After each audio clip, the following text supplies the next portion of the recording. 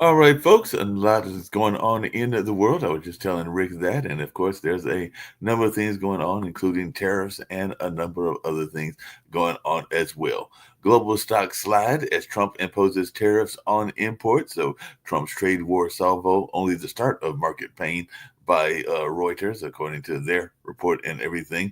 But fears grow. Trump has unleashed global trade war as Canada, Mexico, and China retaliate. So, definitely, it looks like that's going on as well. And as Netanyahu arrives in Washington, Trump says talks on the Middle East are progressing. So Netanyahu blows past ceasefire talks deadline to confer with Trump. And Trump has a deal for Netanyahu when they meet on Tuesday. Will he take it? So that's something that folks are talking about as well. And Kremlin collaborator and Donetsk parliamentary paramilitary leader killed in a Moscow bomb. So a Moscow bomb kills a pro-Russian paramilitary leader, and Moscow blast kills wanted Ukrainian in apparent assassination. So definitely there's a lot going on in that part of the world as well. And caught in the Trump Putin trap, EU leaders hold open heart surgery summit. So Russia and Trump push Europe to be more independent, Macron says. So with Trump backing uncertain, Europe scandals to shore up its own defenses. So EU opens door to UK and Norway for defense coalition of the willing. And Panama pledges to end canal deal with China, work with U.S. after Rubio visit. And Rubio says Panama must reduce Chinese influence around the canal or face some consequences. So Mark Rubio tells Panama leaders immediate changes are needed. And Panama says, like I said, that they won't renew the canal deal with China after Rubio threatens a U.S. action. And looks like there is a map showing locations of NATO and Russian military bases in the Arctic. So so the New York University Joint Center was having a report on how and why the Arctic Council survived Russia's invasion of Ukraine. So it looks like the Arctic could become the focal point for geopolitical tensions.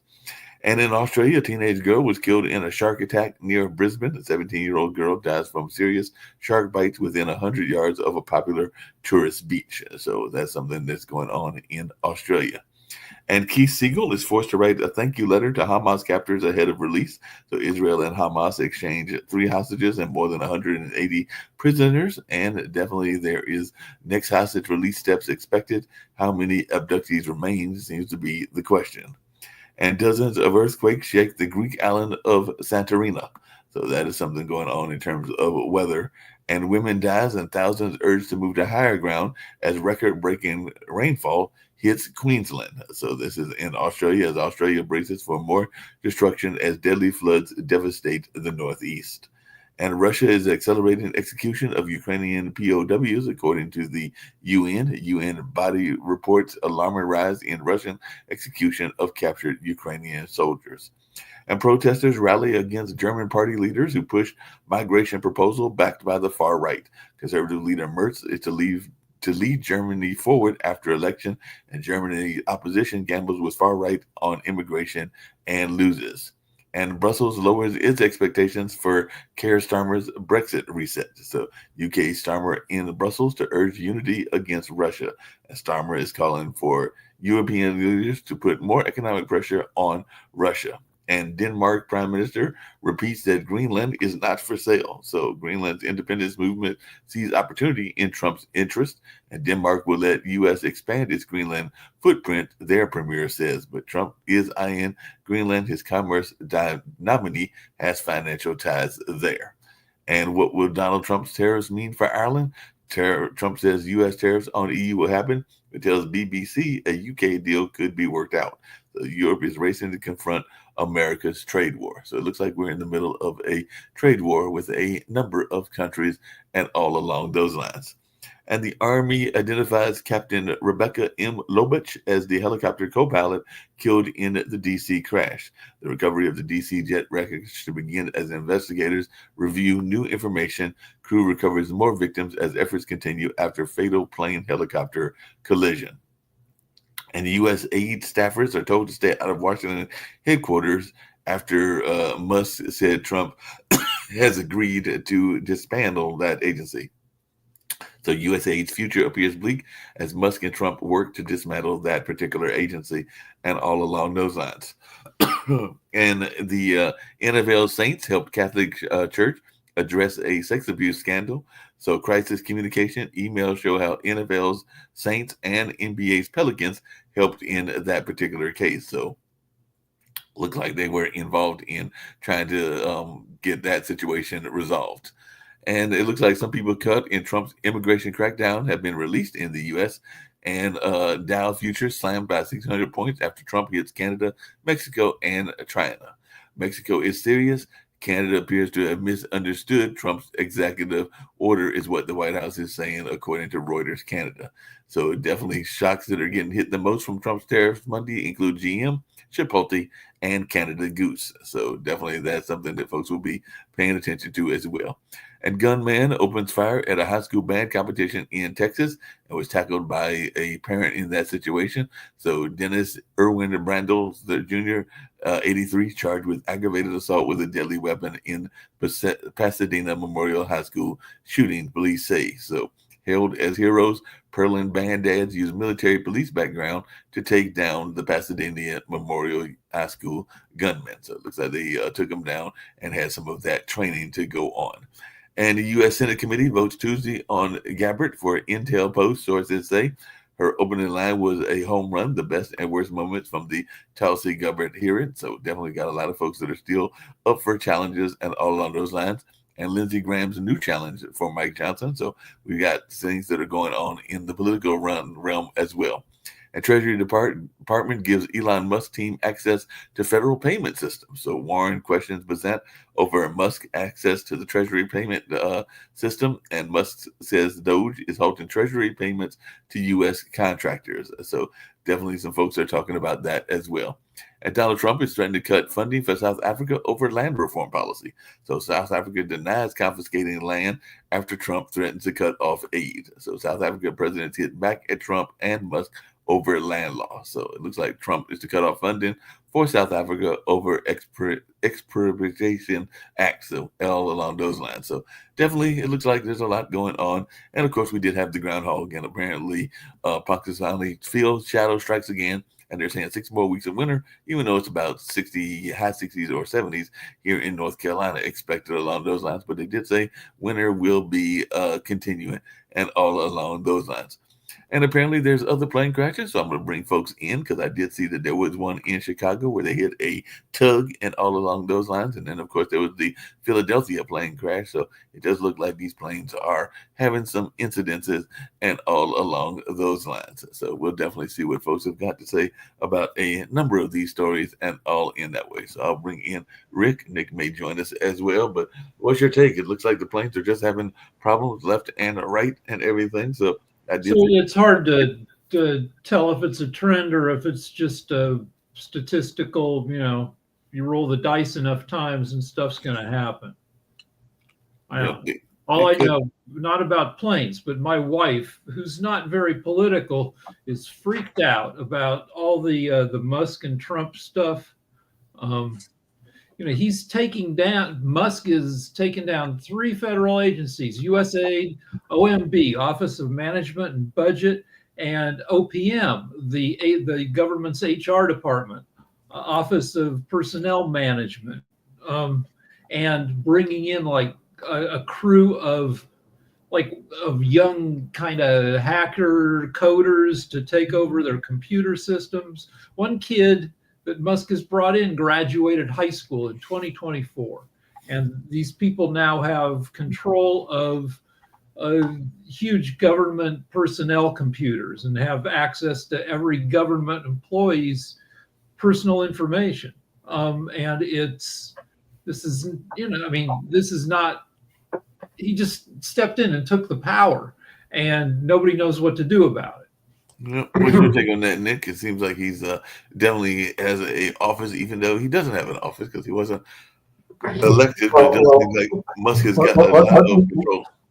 Okay, let's look at the U.S. aid that he's taken down. Okay, first of all, if you get rid of it, it saves us $80 billion. I hate to say it, $80 billion here, $80 billion here. I saw $60 billion, but okay. Well, anyway, the thing is, what I saw was $80 billion, but it's a lot of billions of dollars is saved to get rid of it. Now let's look what they fund. They fund all the countries that are BRICS countries.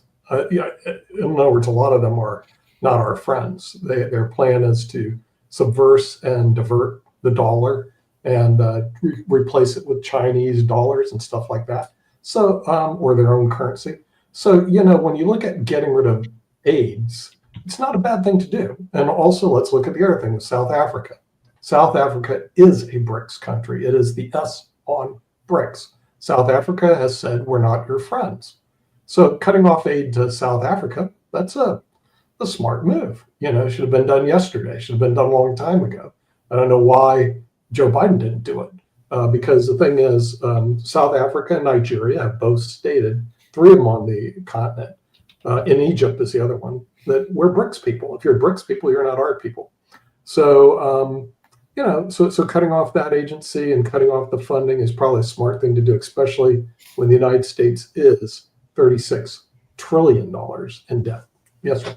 So, like, one thing USAID does is helps people get HIV medicine in 42 different countries.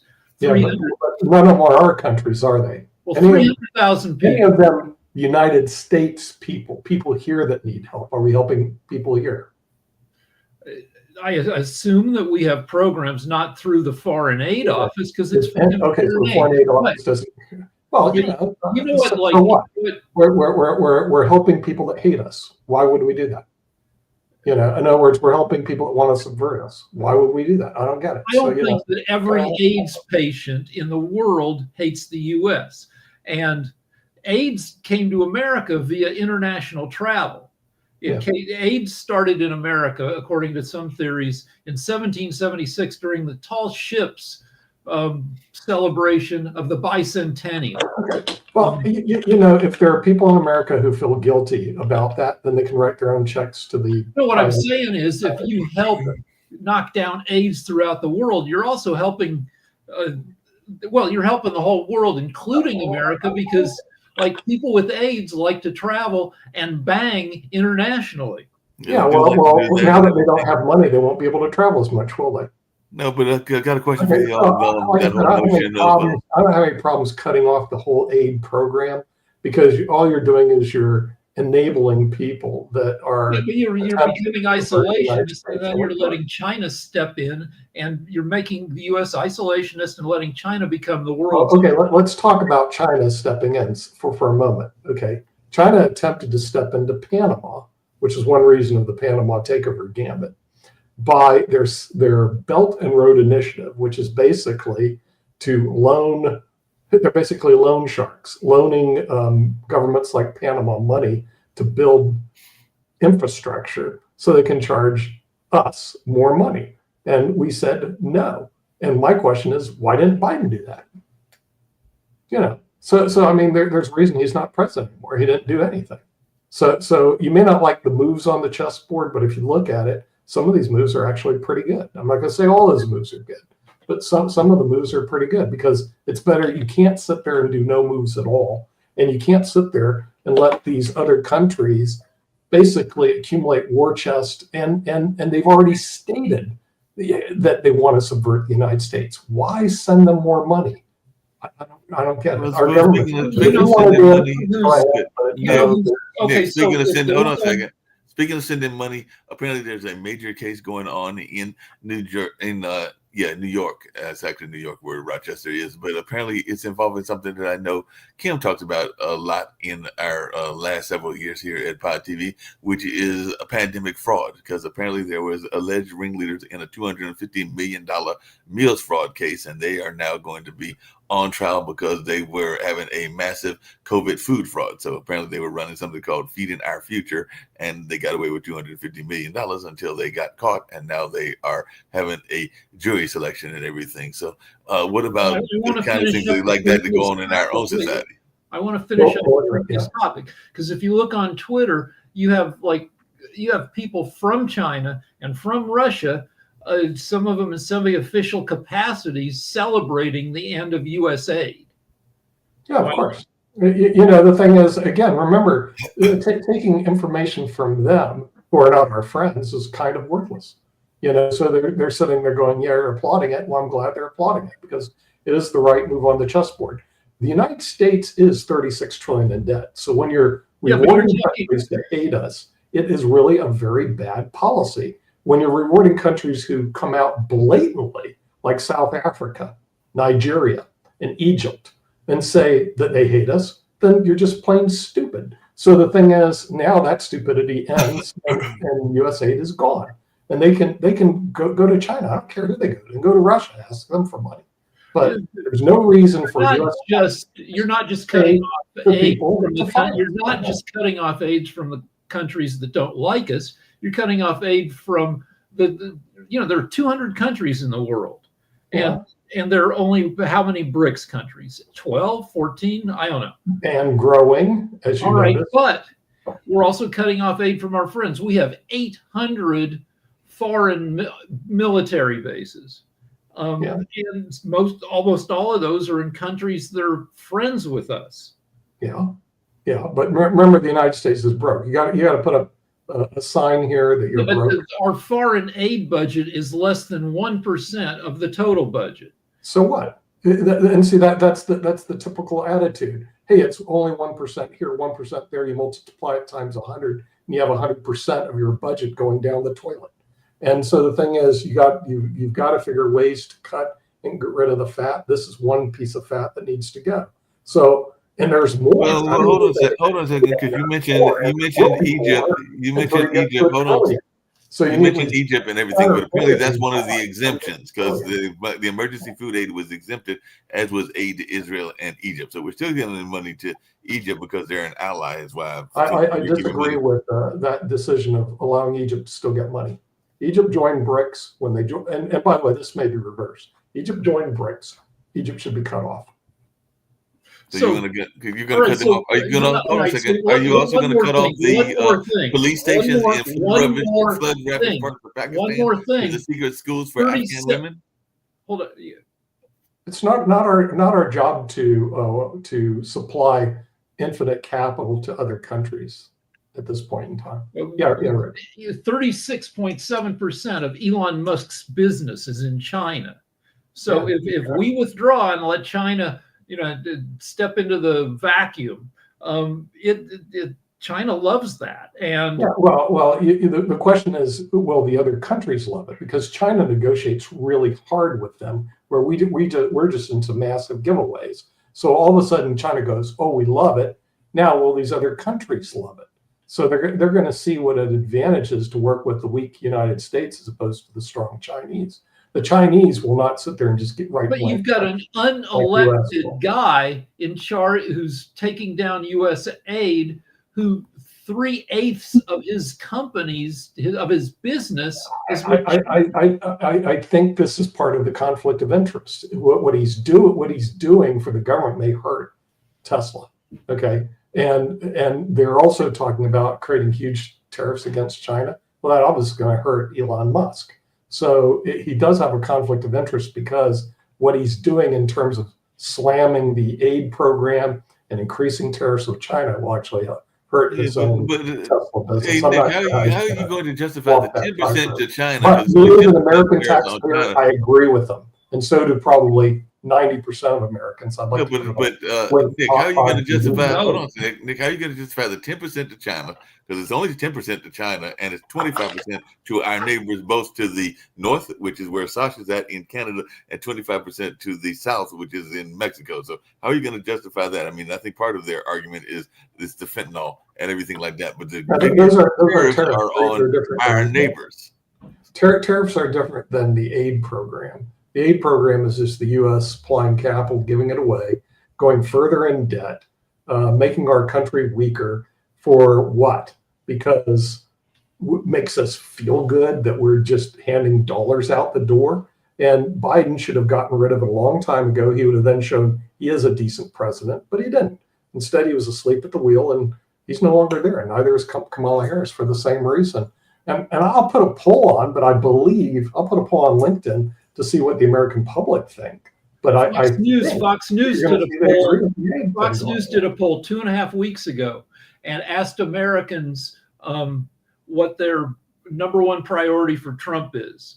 Tariffs came in at 1%. They did that poll twice before during his first term, came in at 0%. So tariffs are different than the aid program. So that's the thing true. is, but I would like to see what they say about aid.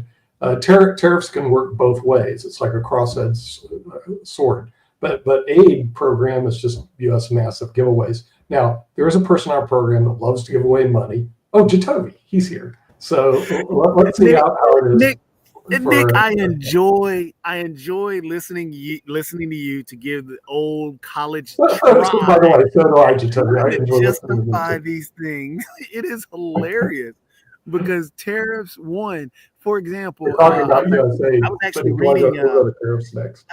I was actually listening to one of the industries that is going to be hit massively with it, which is actually getting hit with it right now, and the alcohol industry, the spirits industry, however you want to call it. In the first Trump administration, when Trump decided to do his crazy tariffs and then had to pull back from them, that industry lost over, what was it, $156 million or some odd dollars. It was some real painful number that hurt the companies there. Already, because of Trump's idiotic idea around the tariffs, five provinces have already pulled American spirits from their from selling. You can't sell American spirits in 5 of Canada's provinces. Sasha, how many provinces are in Canada? 10 provinces and 2 territories. But so the most interesting thing is that Trump spoke to Trudeau in the morning. So, and they will speak again at 3:00. So Trudeau, instead of saying, great, Mr. Trump, we're so sorry. Okay, we're going to dance around you. We're going to do almost anything what you want us to do. He said that starting tomorrow, there will be 100% duties on Tesla cars to start with. Number 2, all United States financial institutions such as banks, investment companies, or so just out of Canada indefinitely. The tariffs may come and go, but there will be no more financial institutions, U.S. in Canada. Number 3, there is already ongoing boycott of Canadians. Canadians are infuriated by these tariffs. So you know what? It's tariffs. You have to understand something. It's not just exercise in mathematics. Okay, we'll put 25% here, and they will reply with their 25%. These industries will do better than other industries, or so. It's not just that. It's a goodwill of United States evaporates around the world, and very quickly. And the country is as a debtor of $36 trillion. Come on. They are in a position to be a superpower, to command, you do this and you do that, or so on. Come on, 36 trillions. Get on your knees, ask for forgiveness, and then we'll see what we can do with you guys. And check this out. Under Joe Biden, there were times it was shown, in hockey, basketball, all of it, they play the national anthem. In Canada, they'll play both the American anthem and the US. Under Biden, they never booed. Under Trump, they're booing.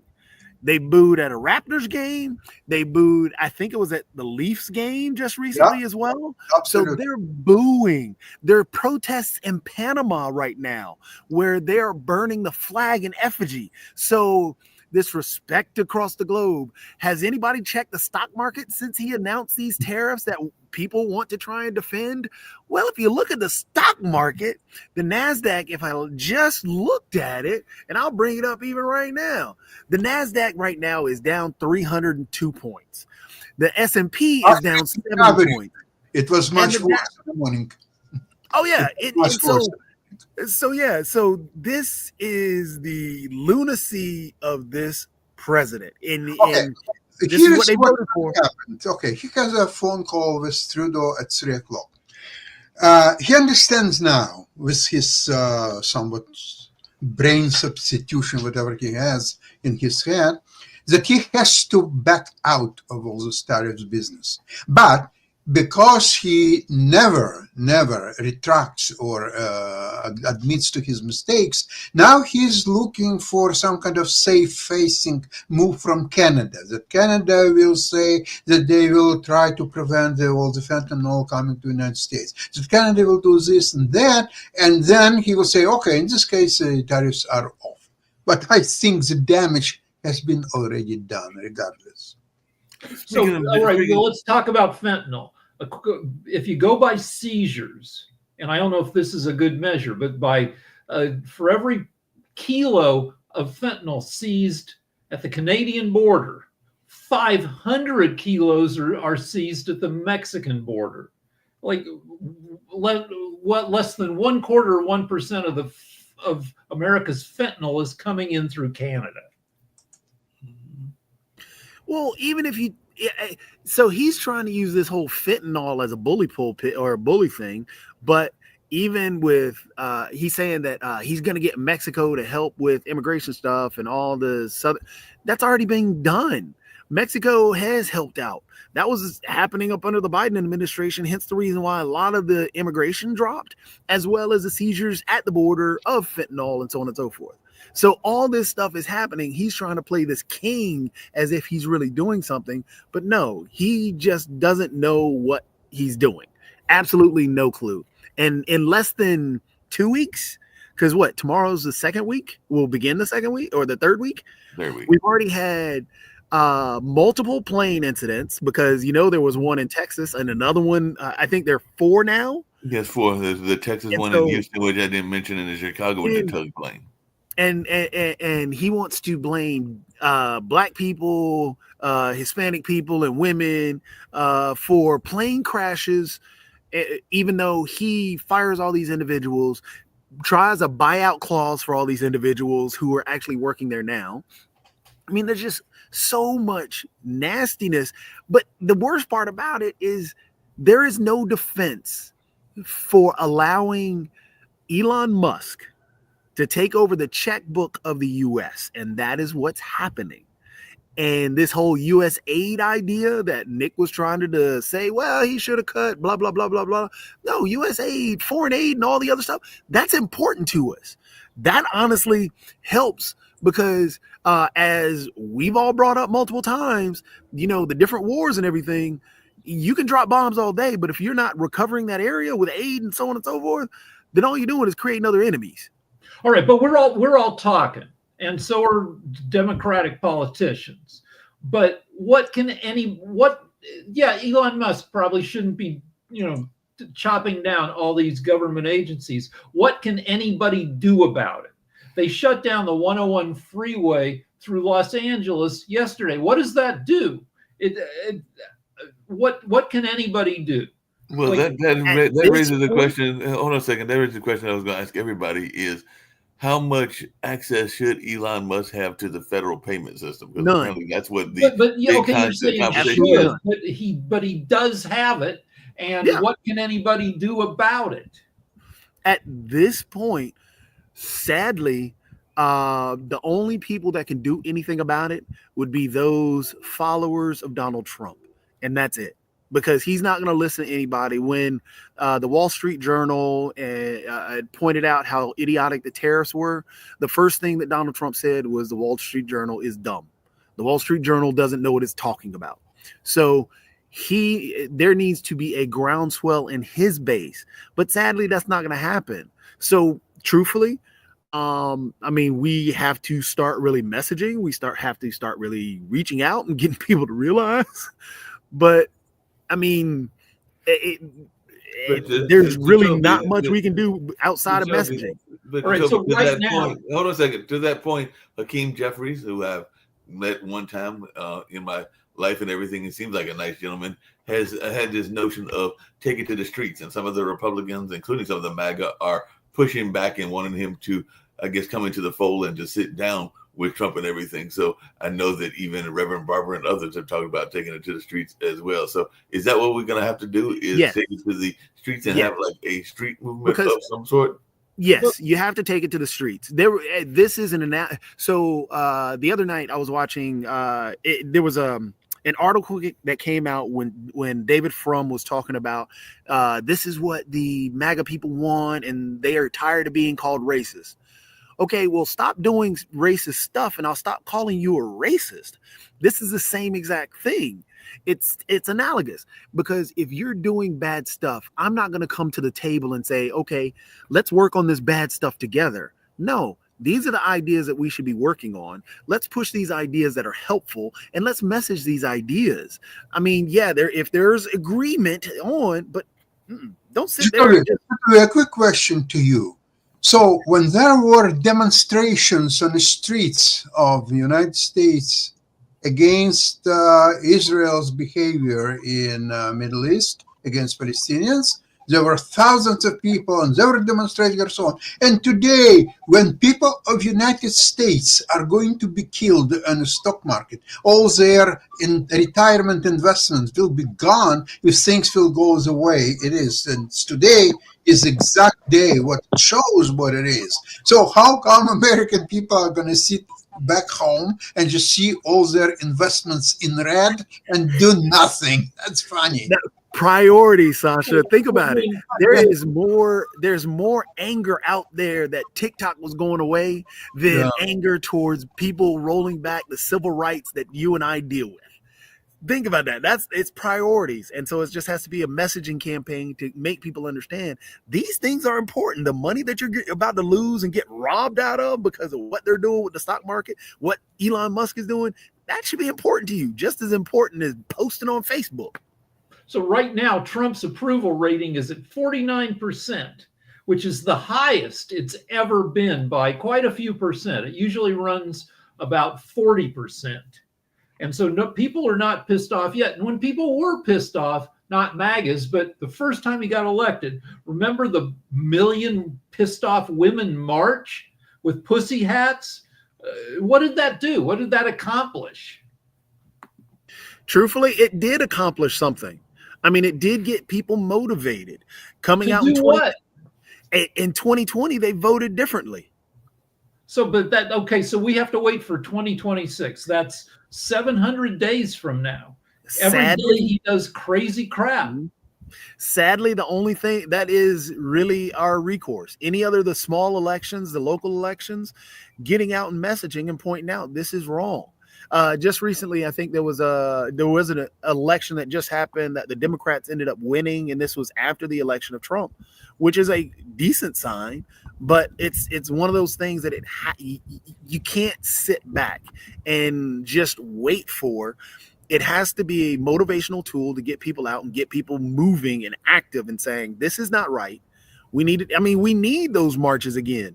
Honestly, I could see another George Floyd type march happening because of everything. This is only 2 weeks, and he's already gotten other countries booing us during the national anthem. So it's like it's just going downhill.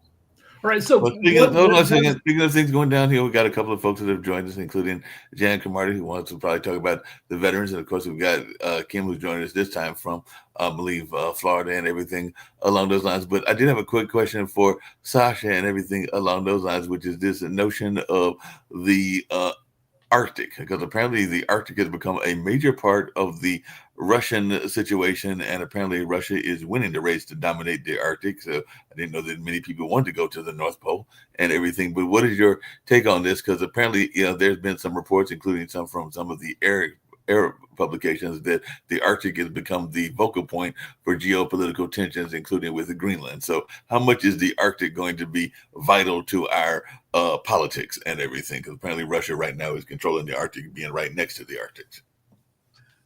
There is no single country in the world, even including Norway, that has enough funds to explore Arctic shelf and get anything out of there. No, obviously, it's not Russia.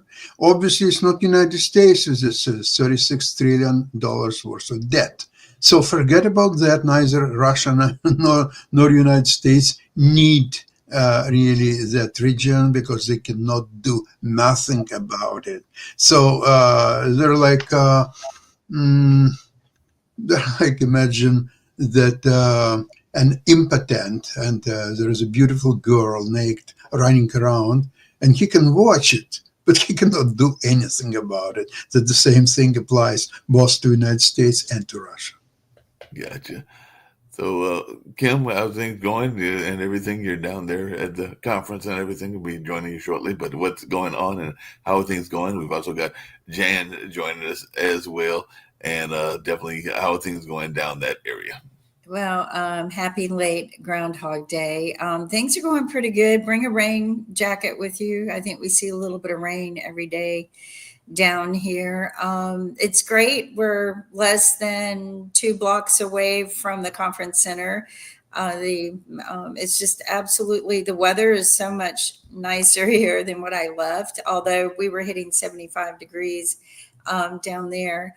Not a lot of talk, maybe because there was a race here, like a marathon. And so not a lot of talk about politics around here. People seem to be more in a slow-mo type vacation in the vicinity where we are. I'm sure that on the outskirts, there's more talk because the immigration what they're trying to do in deporting seems to be getting a little out of hand. I mean, they're deporting people who were on a wait list for hearings to become American citizen, and they're deporting good, hardworking immigrants who've been here for many, many years. So there's a little bit of a question on the common sense.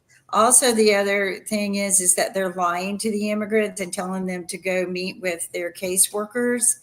And then when they get there, there's a whole line of people already handcuffed and ready to be shipped out.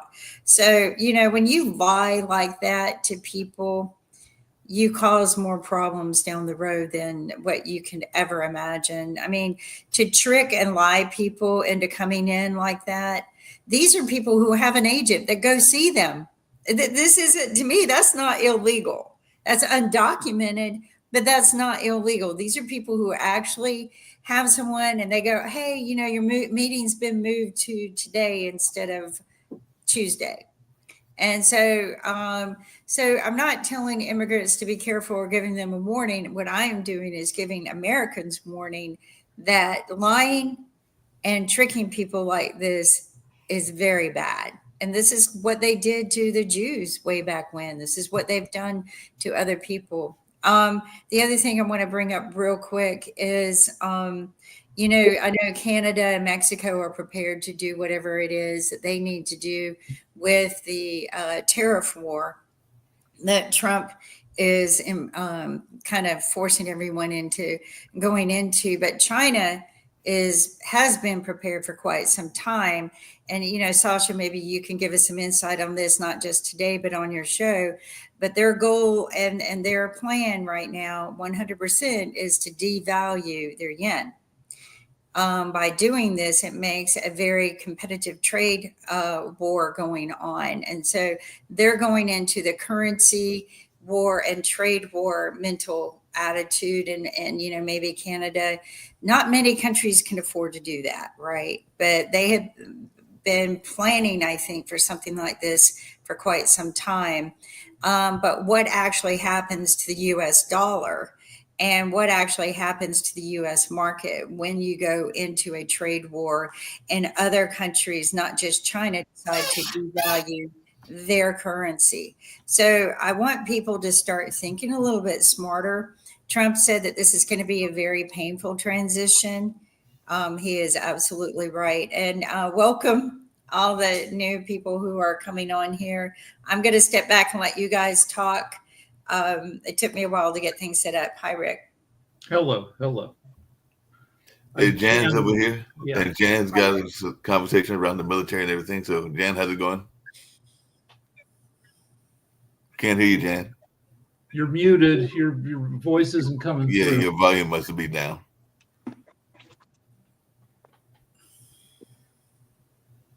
All right. So until his voice comes back, I just want to mention one thing for people who are freaking out, as people probably should, over the rapid political changes that we didn't vote for.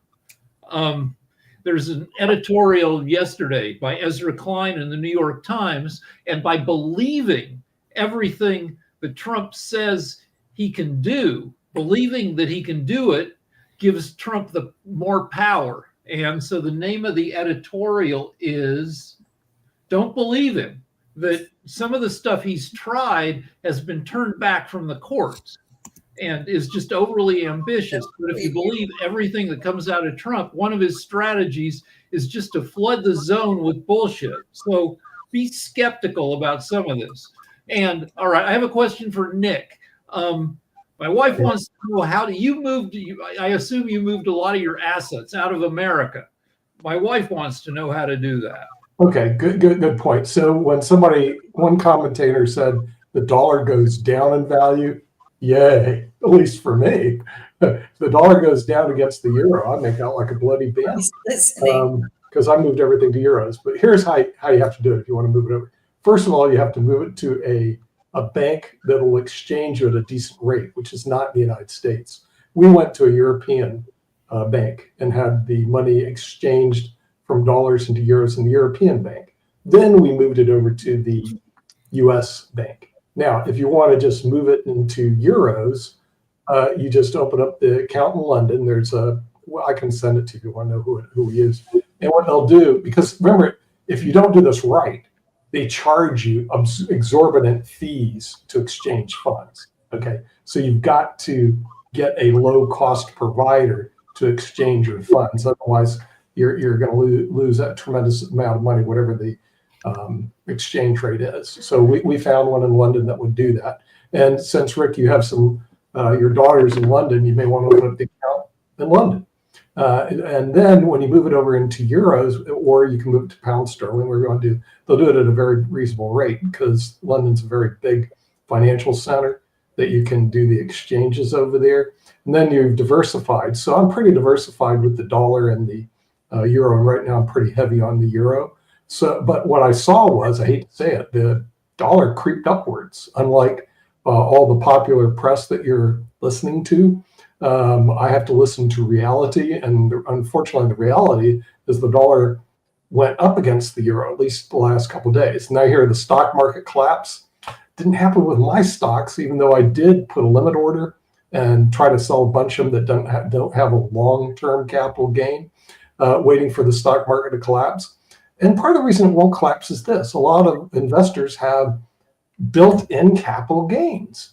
And so all this, hey, the market's going to collapse. No, it'll collapse on a certain amount of funds, but a certain amount of funds you're not going to sell because you're up 23% from last year. What are you going to do? Sell, take a huge capital gains tax hit? So all this is kind of made up by groups like the New York Times, which I guess you guys read, and some of the other liberal press like the USA Today. So you're reading a lot of fake news. But unfortunately, traders and investors like myself, we have to look at reality, and the reality doesn't comport with it. In terms of about the market, so the markets tanked this morning to the tune of about 1.5%. They've untanked most of that. They've recovered most. Right. Of it. I mean, yeah, and see, this is the problem. Imagine I sell out. I kept my gain positions because I sold out. I pay this huge capital gains tax. Then I go rebuy in at a lower rate, but I'm still behind. So all good investors have to look at that. Now, my professional manager, I have no idea what they're doing. We are running a show every day about with a professional money manager, Dennis Stearns, which will take the place of this show for the rest of the week. And I did listen to a show, and you'll have a chance to listen to it too. But his thing was, he's paring down his equity positions, but he's doing it very quietly. In other words, he doesn't want to scare the investors off if you say equities are going to take a hit. Instead, what you do is reallocate into guaranteed accounts. I mean, it's not that hard to do. So the people that are listening are really going to have to watch the market, because I'll tell you, you can make or lose a lot of money in this particular market. Yeah, Rick. So it's not always bad to take capital gains, because the tax for most people on Sure. capital gains is 15%. You sell out, then you start over. You've set up a new cost basis. And in the future, if they tax capital gains the way they should, you don't have as many, because you took care of them years before. Well, the stock I paired, another company bought 74,000 shares of, because it was an oil and gas stock. Because just because the market goes down doesn't mean all stocks go down. Only certain stocks go down. And when you're looking at this, perhaps the energy stocks go up. Why? Most of Canada's trade is them sending their dirty oil over to the United States. So the thing is, us not importing dirty oil, I don't really care about. And we shouldn't care about, and the liberals here should applaud him for not bringing in dirty oil. And most of our exports to them is liquor and hard drugs. So if they're not buying Listening to liquor, Trump I care again. less. Exactly. So, I you love know, the I'm waiting for Jacoby to applaud college this. try that you keep trying to justify when. Now, Canada has been sending that oil for many, many years, and we've been. Yeah, it's about time we stop the dirty, Nick, dirty oil coming do you in. know Clean American oil from now, Texas, not the Nick, dirty hold oil. on real quick, Nick. It's Now, dirty on Sasha, the hands. you're my stock guy now, and you're also Canadian, and so you understand the oil and gas industry more so than Nick and I. From what I gathered, or from what I heard, 70% of oil and gas imported into the U.S. comes from Canada. Is that correct? No, it's crude oil. Oh, It's crude oil. dirty oil. Okay, crude So dirty you're- oil. wait. We're importing crude oil regularly, though. That's just the norm. So Crude dirty oil. that crude oil turns into cash, right?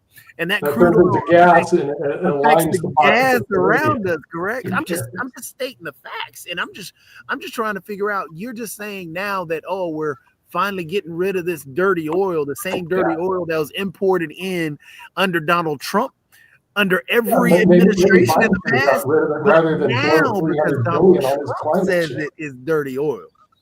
Maybe Biden should have gotten rid of it rather than blow $300 billion on climate change initiatives. So But when it comes to oil, a ton of what we hear is bullshit, probably from both sides, because there's a ton of money in making people believe bullshit, and the oil companies do not stint on spreading bullshit. Like the dirty oil from Canada and the oil pipeline that Biden tried to stop, we weren't even getting that oil. That pipeline was designed to get tar sands oil from Canada to the Gulf of now America, I guess we call it. So it's still the Gulf of Mexico. Okay, Still the Gulf of Mexico and everything. Not the Gulf of we have to say it properly, children. It is the Gulf of America. The whole world calls it the Gulf of Mexico. But every time it's Gulf of Mexico. The deal is, that pipeline didn't bring us Canadian oil. It took Canadian oil across America so it could go to the rest of the world. It wasn't for us, that pipeline. And that's good, because now we can charge a 25% tariff on the oil passing through the United States. No, Hold on a second. Speaking of these tariffs, thank you guys. Real quick, Nick, here's another idiotic thing. Thank you. Hold on, Nick. This is another idiotic thing that Trump did, because remember, I think it was he did the AI deal with the 3 companies. Then DeepSeek came along. Then that started tanking the market for a little bit and hurting Nvidia. But then it's back. They're trying to figure out DeepSeek. But regardless, that they're supposed to build $100 billion infrastructure in Texas. From what I gather, it is only supposed to bring in, I think they said, roughly about 40, maybe 50 jobs. And those 40 or 50 jobs are only supposed to pay roughly about $57,000 a year.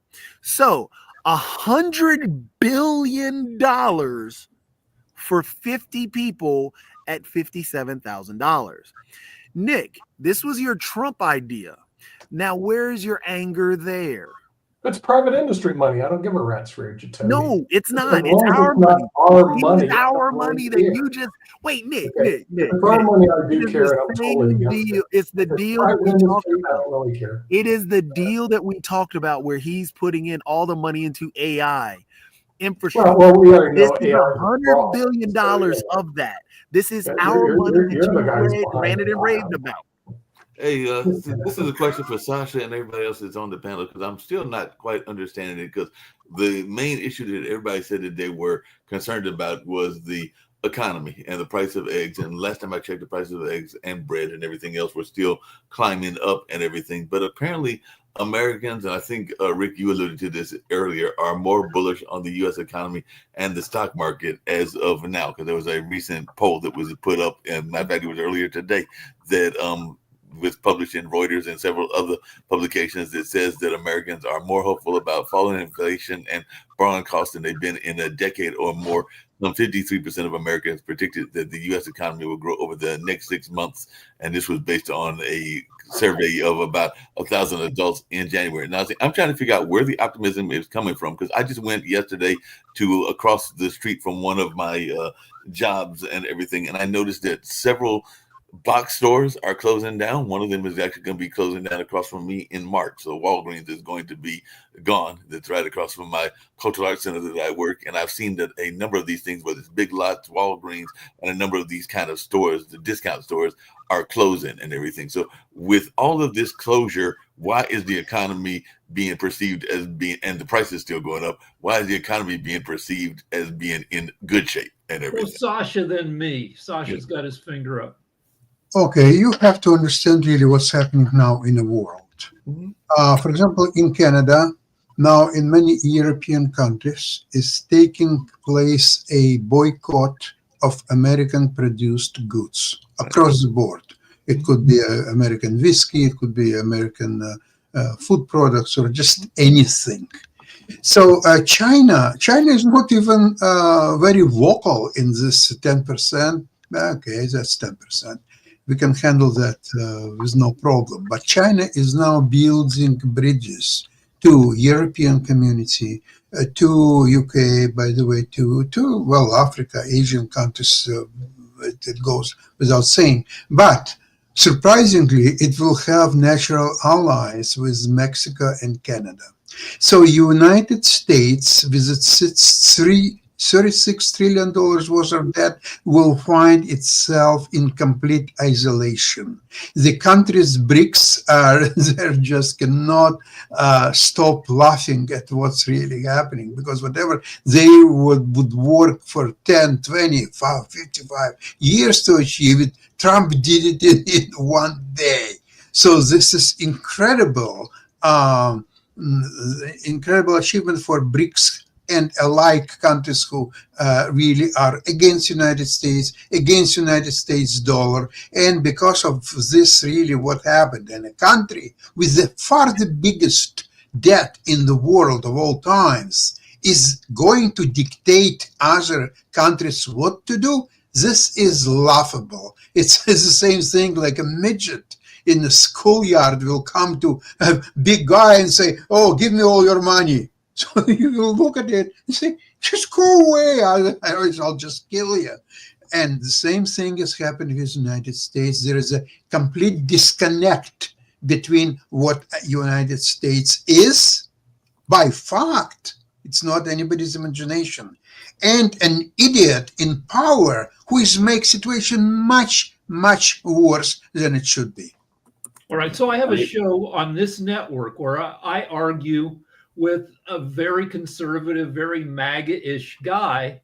And frankly, I lose most of the arguments because my buddy Lance has been thoroughly propagandized for 10 years. And he's an artist, which means he works with his hands and eyes, but his ears are free to listen to 10 hours of podcasts a day. And he gets a very unified message from conservative media sources that put everything that Trump does in a positive, they paint a positive picture.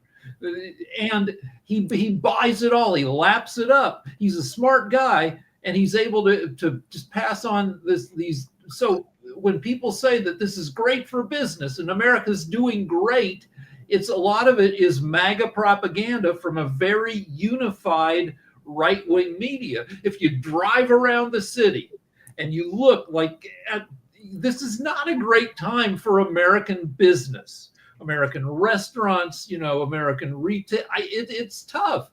If you,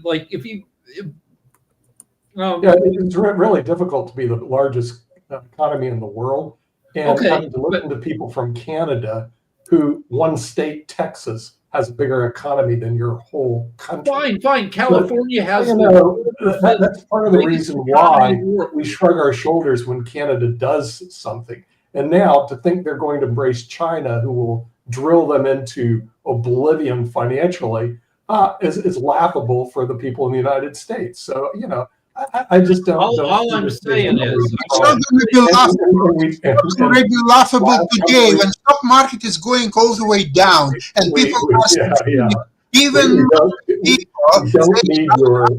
your dirty oil. But what's happened, and it's just the beginning. If Trump will not go at 3 p.m. with Trudeau, if Trump will not get on his knees and cancel all the tariffs altogether, you will see what will start tomorrow.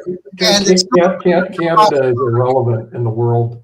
It's Canada, it's Mexico, I think we have to listen to it's European Union soon, it's United Kingdom who has been threatening, and Trump doesn't help that process. And speaking of which, I know we only got a few more minutes to go and everything. Hold on a second. Hold on a second, Rick, because I was going to come back to the immigration that Kim brought up and everything. Apparently, earlier today, or after taking office, he's actually come up with this rule that hadn't been in effect for years. So apparently, in order to ready folks for by February 3rd, which is today, he's implemented the 1798 Alien Enemies Act, which was last used to justify internment camps for people of Japanese, German, and Italian descent during World War II. So what is our thoughts about this? And is this going to stand? Because it's definitely going to have some legal challenges, Nick. You're the lawyer in the bunch. Are we going to see a lot of legal pushback on this? Because we're talking about an act that's almost, more than 200 years old. One more thing on the previous topic. Canada is the #1 foreign trading partner with 32 American states. That's almost 2/3 of the country. The #1 importer-exporter is Canada. Also, just wanted to point out that there is a deal now with Mexico. So now the tariffs won't go on Mexico because the Mexican government will the deal is set to where Mexico will reinforce the border with 10,000 members of their National Guard immediately to prevent drug trafficking from Mexico to the U.S. The U.S. has agreed to commit to working to prevent the trafficking of high-powered weapons to Mexico. So evidently there is somewhat of a deal that was just reached. And there was a deal reached with Nick's favorite whipping boys, because apparently there's a deal with Venezuela to actually help with the import of the migrants and everything. But there's a recent deal with Venezuela, which I know is one of his favorite whipping boys. The thing that we never get now is the actual, any concessions that the U.S. is giving up, because he is pumping out BS. As Rick pointed out, he's just flooding the zone, so you don't get to hear that the U.S. also gave concessions. Even in Cuba, they gave it was Cuba when they gave concessions to the prisoners. But we didn't hear about that. It was just champion Trump dominated this and won.